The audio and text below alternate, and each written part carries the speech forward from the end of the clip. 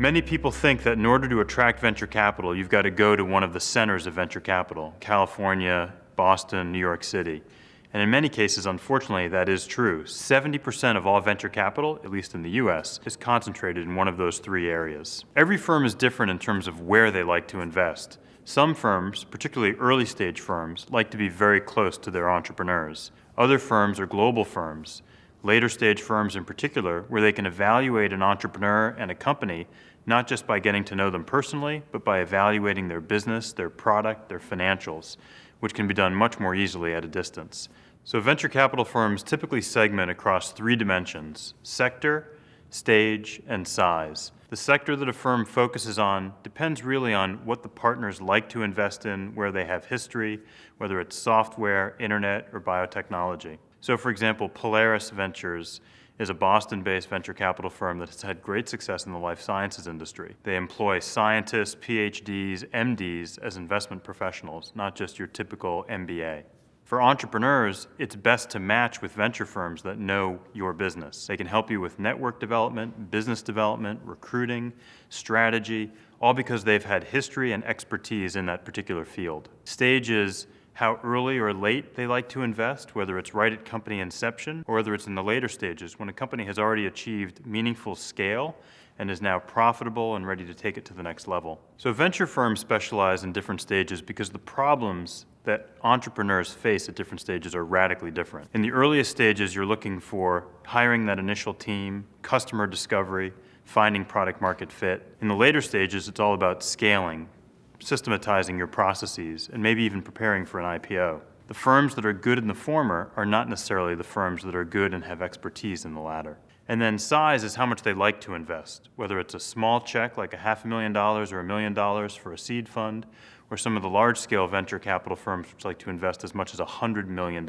into an individual company. The size of the check that the venture capital firm wants to invest in your startup is going to be dependent on the size of their fund. And so you've really got to do your research on the size of the fund that they're investing out of and what their parameters are for how large an investment they like to make. Other things that you should do research on are whether the firm likes to lead the deal or follow, who they like to co-invest with, whether they back the entrepreneurs for the long haul or whether they like to bring in their own management teams. There is so much information available online about what firms like to invest in, blogs, Twitter, various news sources.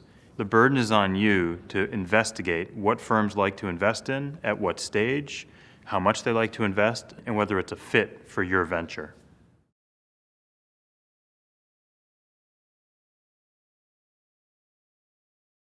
What's the best way to get to a venture capitalist? A warm introduction.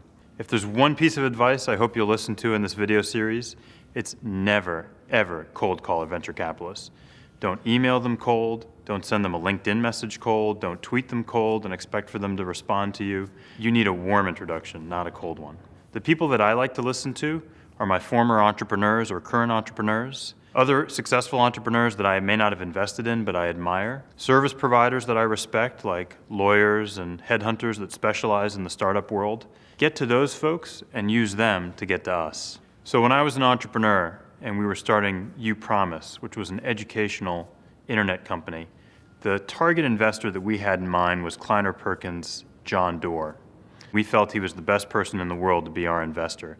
He knew about the internet from his investment in Google, and he knew about education and had a lot of passion for it. But we didn't know John Doerr, and John Doerr didn't know us. So what did we do? We researched our network and researched his network and found that we had a few points of intersection. One entrepreneur that he had invested in was a friend. Another person we knew we could get to who served on a board with him, and a third personal contact that we had in common. So we went to each of those three people, pitched them on what we were doing, convinced them that what we were doing was interesting, and at the exact same time had each of the three of them contact him and suggest to him that he meet with us. So you can imagine you're John Doerr, venture capitalist, and within the span of a few days, three people you respect tell you about this cool hot startup in Boston called UPromise that you have to meet with. Well, he took the meeting, and happily he became an investor in the firm.